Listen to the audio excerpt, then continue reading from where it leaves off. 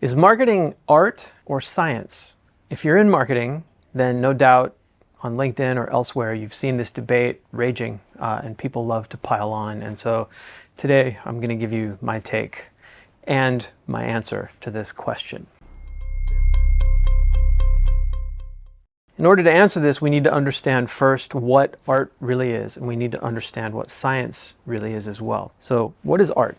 I mean, people say it's everything from sports to business to life. I remember a TV commercial from my childhood that featured a French gentleman who said, "We did not invent love, but we made it an art.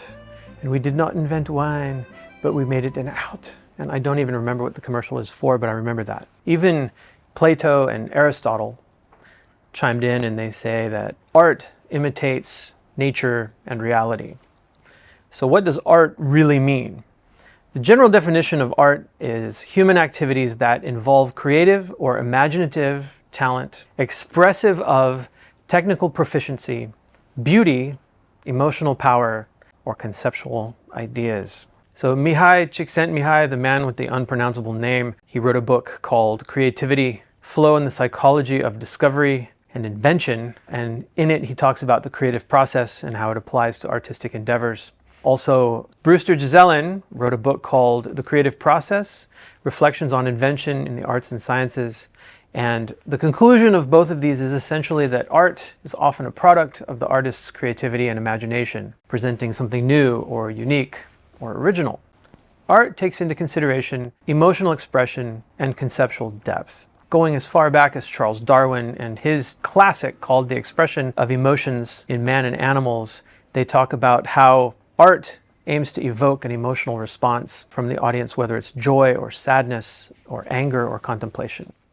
Rudolf Arnheim, in Art and Visual Perception, A Psychology of the Creative Eye, addresses the issue of conceptual depth in that art can convey complex ideas or messages or narratives, prompting reflection or discussion and interpretation.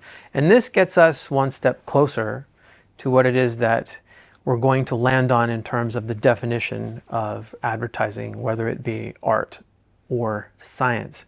Now, on the science side, of course, science studies the structure and behavior of the natural world through observation or experimentation, analysis.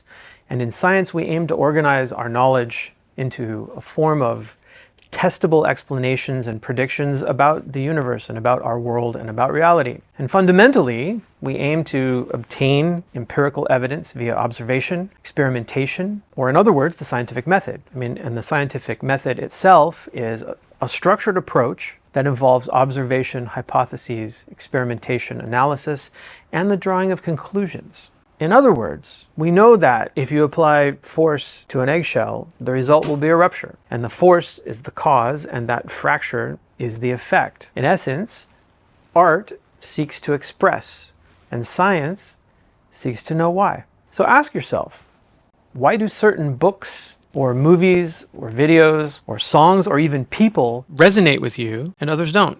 Does your playlist look like that of your best friend or a sibling or a coworker? Probably not.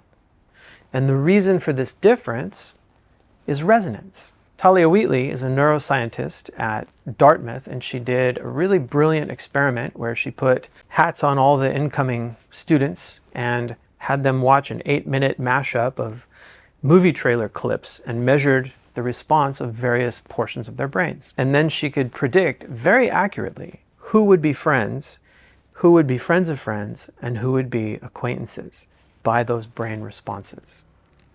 This is an indication of resonance and how we respond to stimuli in our environment and what we take in, and it is a function of our cognitive traits. And our cognitive traits color how we see the world, whether it's entertainment or advertising or literally anything else. So the short answer to the question of advertising being science or art is that it's pretty heavily science with a touch of art. And it looks like this. We need to have advertising result in an outcome. In this case, it's cause and effect. We create advertising to create customers. Art, however, is art. You take it in and you feel something, or you don't. It's an intransitive verb. Advertising, conversely, is transitive. Advertising has to perform a function, a very specific function, and that is creating customers via perception. Now, the brand people are all stuck right now on the perception part, and the digital marketers and performance marketers, they're stuck on the performance metrics. But perception is the reason for the metrics. So let's examine. First, know your customer. In order to build messaging that results in both brand building via perception and also results in an action, namely purchase of the product, we have to understand the cognitive traits of the audience. And this is science. That part is without question science. Then if we look at targeting, how do we target your customers? Well, once we read the cognitive traits of the audience, then we can look at the total addressable market. And we know how we need to speak to them in order to get the resonance response, which is the release of two neurochemicals in the brain, dopamine and oxytocin. And this is the one way that customers have been created forever. So now how do we speak to these customers? Now that we know their cognitive profiles, we have a roadmap or a blueprint that guides us on how to express our value and message in a way that's resonant with every single cluster. This is the art part.